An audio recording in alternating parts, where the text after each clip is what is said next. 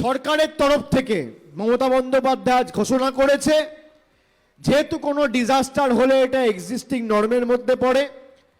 এই 500 পরিবার যারা সম্পূর্ণ ক্ষতিপূরণ হিসেবে 20,000 টাকা পেয়েছিলেন, কারা পেয়েছিলেন একটু হাত তুলবেন, হাত তুলবেন, হাত তুলে রাখুন, নামাবেন না।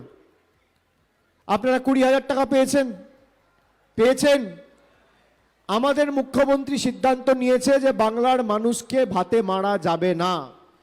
যদি নির্বাচন কমিশনের ক্ষমতা থাকে আমার বিরুদ্ধে এফআইআর করবে, আমার সরকারের বিরুদ্ধে এফআইআর করবে, কিন্তু 48 ঘন্টার মধ্যে আপনাদের ব্যাংক অ্যাকাউন্টে 1,20,000 টাকা আমাদের সরকার পাঠাবে।